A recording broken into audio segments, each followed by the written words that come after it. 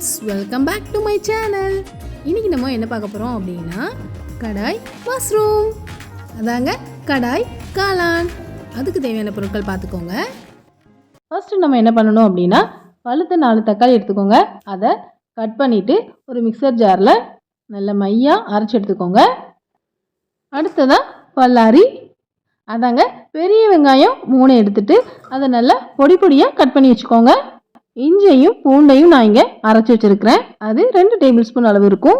கடாயில் இப்போ 2 table spoon அளவுக்கு எண்ணெய் சேர்த்துக்கோங்க. ஃபஸ்ட்டு 2 பிரியாணி இலை சேர்த்துடலாம். இதை பிரிஞ்சி இலைன்னு சொல்லுவாங்க.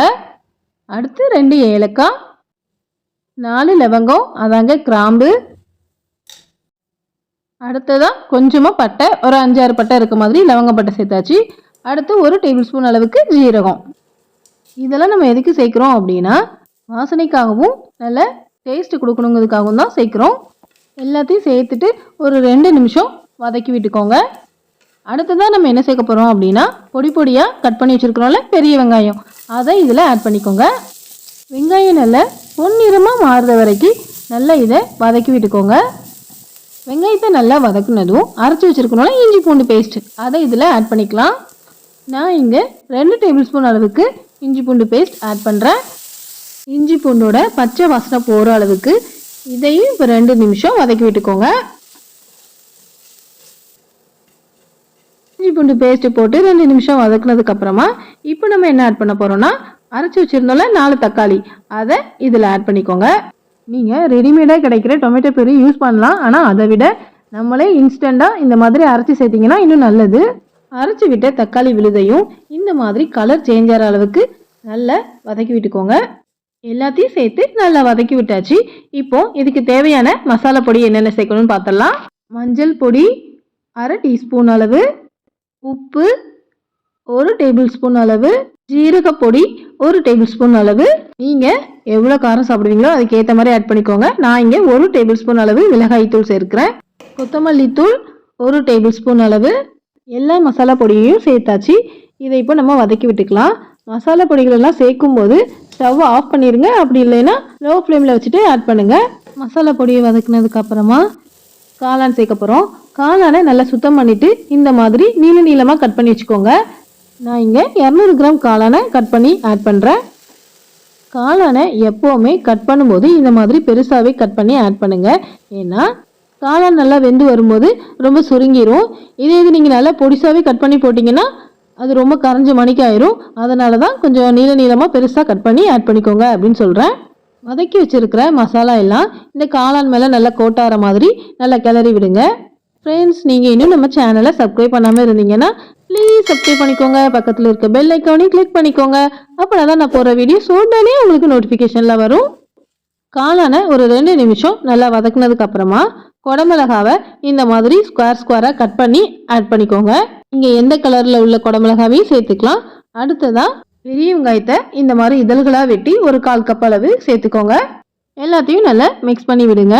நம்ம இப்போ சேர்த்தோம்ல குடமிளகாவும் பெரிய வெங்காயமும், இதை நம்ம எவ்வளோ நாளும் சேர்க்கலாம். மேக்ஸிமம் 1/4 கப்லேருந்து 1/2 கப் சேர்த்திங்கன்னா ரொம்ப நல்லாயிருக்கும். 1 டேபிள் ஸ்பூன் அளவு கரம் மசாலா கடைசியாக சேர்த்துட்டு இப்போ நம்ம இதுக்கு தேவையான தண்ணி சேர்க்க போகிறோம். 1 கப் அளவு தண்ணி சேர்த்துட்டு எல்லாத்தையும் நல்லா கிளறி விட்டு ஒரு மூடி போட்டு மூடி வச்சுருங்க. காளான் வேக வேக காளான்லேருந்தே கொஞ்சம் தண்ணி விடும். அதனால் 1 கப் அளவு தண்ணி போதுமானது. ஒரு 10 நிமிஷம் இந்த மாதிரி மூடி வச்சு நல்லா காளானை வேக விடுங்க. 10 நிமிஷத்தில் காளானும் கொஞ்சம் வெந்திருக்கும். இப்போ நம்ம மூடியை ஓப்பன் பண்ணிக்கலாம். காளானை வேக வச்சோம்ல 10 நிமிஷம், அப்போ ஹை ஃப்ளேமில் இருக்கட்டும். மூடியை ஓப்பன் பண்ணும்போது லோ ஃப்ளேமில் வச்சுக்கோங்க. வாவ், செமைய காளான் ரெடி ஆயிடுச்சு. இப்போ நம்ம இதுக்கு இன்னும் எக்ஸ்ட்ரா ஃப்ளேவர் கொடுக்கலாம். 1 டேபிள் ஸ்பூன் அளவுக்கு நெய் சேர்த்துக்கோங்க.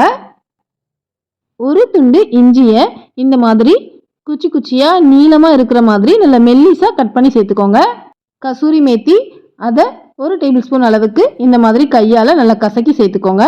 அப்புறம் ஃப்ரெஷ்ஷாக இருக்கிற கொத்தமல்லி இலையை இந்த மாதிரி பொடி பொடியாக கட் பண்ணி சேர்த்துக்கோங்க. ஃப்ரெண்ட்ஸ், நீங்கள் இன்னும் நம்ம சேனலை சப்ஸ்கிரைப் பண்ணாமல் இருந்தீங்கன்னா ப்ளீஸ் சப்ஸ்கிரைப் பண்ணிக்கோங்க. பக்கத்தில் இருக்க பெல் ஐக்கானையும் கிளிக் பண்ணிக்கோங்க. அப்படின்னா தான் நான் வீடியோஸ் போட்டோன்னே நீங்களும் அந்த வீடியோவை பார்க்கலாம். 2 பச்சை மிளகாவை இந்த மாதிரி 2ஆக கீறி கடைசியாக ஆட் பண்ணிக்கோங்க. இப்போ எல்லாத்தையும் நல்லா மிக்ஸ் பண்ணி விட்டுட்டு திரும்பியும் ஒரு மூடி போட்டு மூடி வச்சிருங்க. ஏற்கனவே காளான் வந்து 10 நிமிஷம் வெந்ததுனால இப்போ ஒரு 5 நிமிஷம் மட்டும் நம்ம மூடி வச்சு வேக வச்சா போதும். 5 நிமிஷம் கழிச்சு ஓப்பன் பண்ணி பார்த்தீங்கன்னா வீடே மணக்கிற அளவுக்கு கம கமன்னு கடாய் மஷ்ரூம் தயார். நீங்களும் வீட்டில் இந்த மாதிரி ட்ரை பண்ணி பார்த்துட்டு டேஸ்ட் எப்படி இருந்துச்சுன்னு கமெண்ட் பண்ணுங்க. மேலும் இந்த வீடியோ உங்களுக்கு பிடிச்சிருந்ததுன்னா லைக் பண்ணுங்க, மறக்காம உங்க ஃப்ரெண்ட்ஸ்க்கும் இந்த வீடியோவை ஷேர் பண்ணுங்க. கடாய் மஷ்ரூமை லஞ்சுக்கு சைடிஷாகவும் வச்சுக்கலாம், டிஃபனுக்கு சைடிஷாகவும் வச்சுக்கலாம். ரொம்ப டேஸ்டாக தான் இருக்கும்.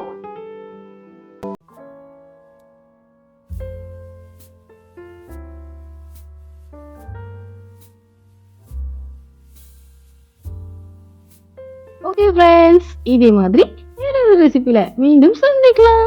தேங்க்யூ, பாய்.